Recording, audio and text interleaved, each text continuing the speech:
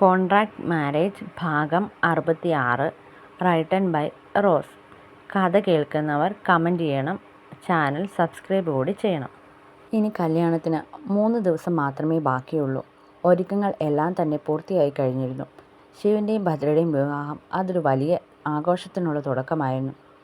എടി പെണ്ണെ, നനഞ്ഞ മുടി കോടിയൊതുക്കുന്നവളെ ശിവൻ പിന്നിലൂടെ വലിച്ച് അവളെ തന്നിലേക്ക് ചേർത്ത് നിർത്തി. വിട്ടേ, ഈ പിടുത്തം ശരിയാവില്ല, മാറിക്കേ. അവളുടെ മുഖത്ത് നാണവും ചിരിയും കലർന്ന ഭാവമായിരുന്നു. തിരിഞ്ഞു നിൽക്കുന്നതുകൊണ്ട് അവനൊട്ട കണ്ടതുമില്ല. എന്ത് ശരിയാവില്ലെന്ന്? ഇന്നത്തെ ദിവസം കണക്ക് കൂട്ടാതെ ഇനി 2 ദിവസം കൂടിയേ ഉള്ളൂ. അത് കഴിഞ്ഞാൽ ഇതൊക്കെ അങ്ങ് മാറും. നിന്നെ ഞാൻ ഉറക്കില്ല മോളെ. അവളുടെ പിൻകഴുത്തിൽ തല ചേർത്ത് വെച്ചുകൊണ്ടാണ് അവൻ പറയുന്നത്. എന്തേലും പറയാൻ തുടങ്ങിയാൽ പിന്നെ ശരിയാവില്ല. അതുപോലെയാണ് അവൻ്റെ വായിൽ നിന്ന് വീഴുന്നത്. എന്താടി തന്നെ നിന്ന് പെറുപെറുക്കുന്നത്? എനിക്കറിയാം ഞാനൊരു പഞ്ചാരയാണെന്നല്ലേ നീ പറയുന്നത്. എനിക്കറിയാം, ഞാൻ അങ്ങനെയൊന്നും പറഞ്ഞില്ല. അന്ന് ഹോസ്പിറ്റലിൽ വെച്ച് കണ്ട ശിവരഞ്ജൻ സാറിന് നിഴല് പോലും ഇപ്പോൾ കാണാനില്ലെന്ന് പറയുമായിരുന്നു. എന്തൊരു മാറ്റം! ഏതോ ഹിന്ദി സിനിമയിലെ വില്ലനൊക്കെ വരുന്നത് പോലെയല്ലേ അന്ന് എൻ്റെ മുന്നിൽ വന്ന് നിന്നത്, സംസാരിച്ചതൊക്കെ.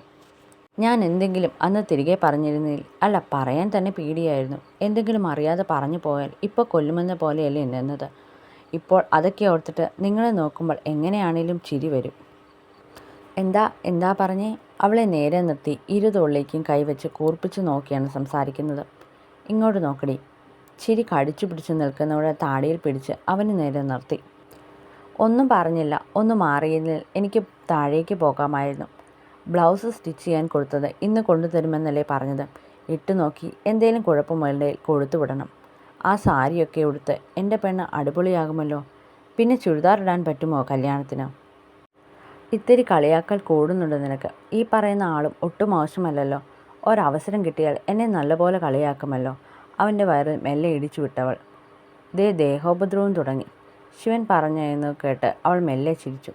അർജുൻ ഇതുവരെ വിളിച്ചില്ലല്ലോ ശിവേട്ടാ. വിളിക്കേണ്ടതാണ്. ഞാൻ കണക്ക് കൂട്ടിയത് വെച്ച് അവൻ വിളിക്കേണ്ട സമയം കഴിഞ്ഞു. അങ്ങനെ അധിക ദിവസമൊന്നും നിന്നോട് പിണങ്ങിയിരിക്കാൻ അവന് പറ്റില്ലെന്ന് നിനക്കും അറിയാമല്ലോ. അതൊക്കെ നേരാ. പക്ഷേ ഇപ്പോൾ ഇതെന്ത് പറ്റിയെന്ന്? ഞാൻ കാണിച്ചതും അതുപോലെയുള്ള കാര്യങ്ങളാണല്ലോ. അവനോട് പറയാതിരുന്ന സാഹചര്യം അവനോട് പറഞ്ഞെങ്കിലും അവനത് മനസ്സിലായി കാണില്ല. വാശിയായിരിക്കും. വാശി കയറിയാൽ വല്ലാത്തൊരു ചെറുക്കനാണ്. ഓ, എന്നേക്കാൾ വാശിയുണ്ടോ അവന്? ഈ കാര്യത്തിൽ ശിവേട്ടൻ പോലും പാവമാണ്. അതുപോലെയല്ല അവൻ. പിടിച്ചു നിർത്താൻ ഭയങ്കര പാടാണ് വാശി കയറിയാൽ. ഭദ്ര വിഷമത്തോടെ പറഞ്ഞതും ശിവൻ ഇനി എങ്ങനെ അവനെ മടക്കിക്കൊണ്ടുവരാമെന്നുള്ള ആലോചനയിലായിരുന്നു. മോളെ ഭദ്രേ, മോളെ. പുറത്തുനിന്നുള്ള ചന്ദ്രികയുടെ ശബ്ദം കേട്ടതും ഭദ്ര പെട്ടെന്ന് ശിവനെ തള്ളിമാറ്റി. ഇത്രയും നേരം അവൻ്റെ കരവലയത്തിനുള്ളിൽ ഇരിക്കുമായിരുന്നു അവൾ. അമ്മേ, വരുക. ശിവനെ നോക്കിക്കൊണ്ട് അവൾ ഉറക്കെ വിളിച്ചു പറഞ്ഞു. വാതിലിനടുത്തേക്ക് പതിയെ ചെന്നു. ഭാഗ്യം, കുറ്റിയിട്ടത് നന്നായി, അല്ലെങ്കിൽ ഉള്ള മാനം പോയേനെ. കുറച്ചു മുന്നേ നടന്നത് മനസ്സിലോർത്തുകൊണ്ട് ശിവൻ പതിയെ പറഞ്ഞു. എന്നാലും അതിന് മാത്രമൊന്നും ഇവിടെ സംഭവിച്ചിട്ടില്ല. എങ്കിലും തൻ്റെ ഭാഗത്തുനിന്ന് അവനെന്തോ ചമ്മലായിരുന്നു. മോളെ കാണാൻ അർജുൻ വന്നിട്ടുണ്ട്. താഴെ ഇരുന്ന് ചായ കുടിക്കുന്നുണ്ട്.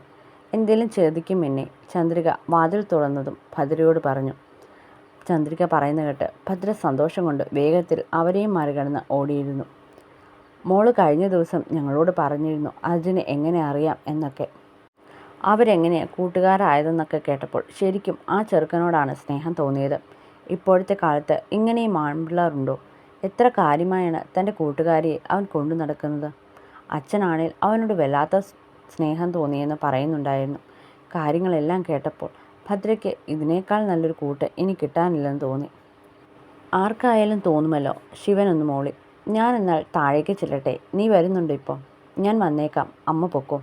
ചന്ദ്രിക പോകുന്നത് നോക്കി നിൽക്കുമ്പോൾ ശിവൻ്റെ മനസ്സിലും അവർ പറഞ്ഞിട്ട് പോയതായിരുന്നു. തനിക്കൊരിക്കലും അർജുനാകാൻ കഴിയില്ല. അർജുനെപ്പോലെ ചിന്തിക്കാനും അവൻ്റെ മനസ്സും സ്നേഹവും അത് ഏറ്റവും നല്ലതാണ്. ഭദ്രയെ ഏതാപത്തിലും അവൻ കൈവിടില്ല. അവളോടൊപ്പം തന്നെ ഉണ്ടാകും. അതിപ്പോൾ ആരുണ്ടെങ്കിലും ഇല്ലെങ്കിലും. ഹാളിലിരുന്ന് ചായ കുടിക്കുന്നവനെ കണ്ടാണ് ഭദ്ര അവനടുത്തേക്ക് ചെല്ലുന്നത്. നേരെ അവൻ്റെ മുഖം കാണും മുന്നേ അവൻ്റെ പുറത്തേക്ക് ശക്തമായി കൈകൊണ്ടടിച്ചവൾ. അവളുടെ ദേഷ്യവും വിഷമവുമെല്ലാം അതിലുണ്ടായിരുന്നു. ഇത്രയും ദിവസം തന്നെ കാണാൻ വരാതിരുന്നതിൻ്റെ പരിഭവവും. എന്താടി? അടികൊണ്ട വേദനയിൽ തിരിഞ്ഞ് അവളെ നോക്കുന്നതിൻ്റെ കൂടെ ചോദ്യവും എത്തിയിരുന്നു. അർജുന് നന്നായി വേദനിച്ചിരുന്നു. അതേസമയം അവളെ കണ്ടതിൻ്റെ സന്തോഷം അവൻ്റെ മുഖത്തുണ്ട്. വേദനിക്കാൻ വേണ്ടി തന്നെയാണ് അങ്ങനെ ചെയ്തതും. നാളെയും കൂടി അവനെ കണ്ടില്ലെങ്കിൽ അങ്ങോട്ട് ചെന്ന് കാണാനിരിക്കുവായിരുന്നു ഭദ്ര. എങ്ങനെയും പറഞ്ഞ് കാല് പിടിച്ചിട്ടാണേലും അവനെ തിരികെ കൊണ്ടുവരുമെന്ന് അവൾ ഉറപ്പിച്ചിരുന്നു.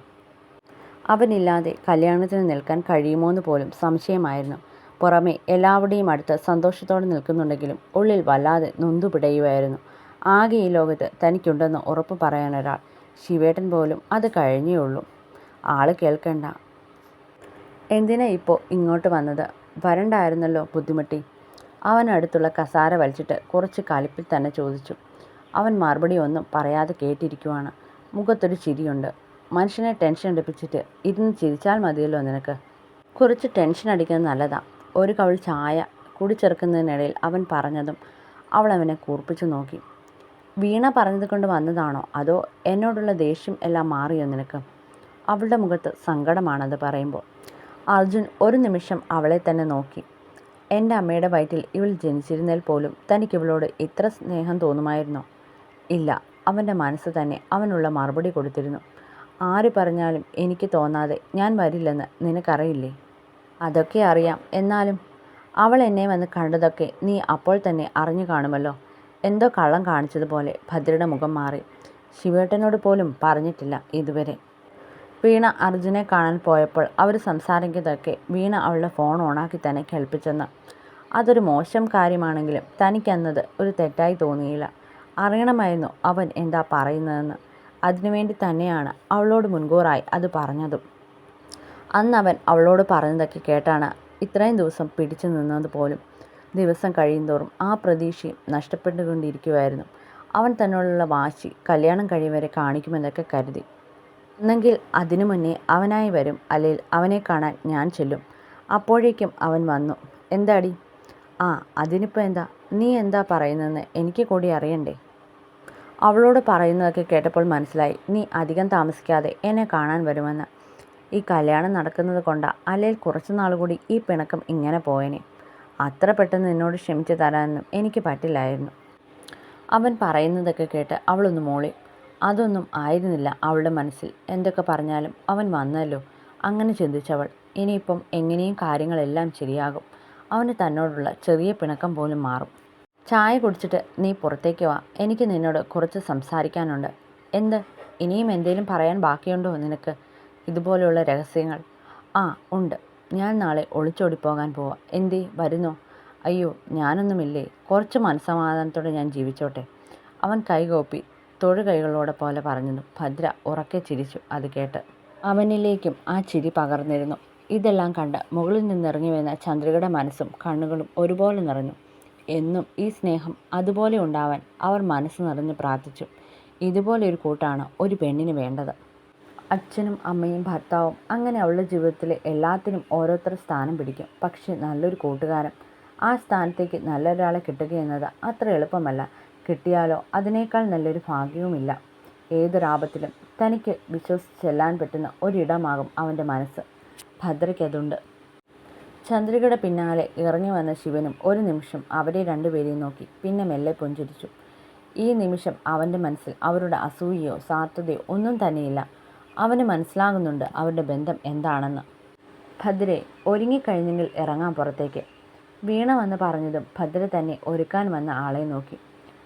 കഴിഞ്ഞു. ഇനി ഇയാൾക്ക് എന്തെങ്കിലും? അയ്യോ വേണ്ട, ഇത് തന്നെ കൂടുതലാണെന്നാ തോന്നി.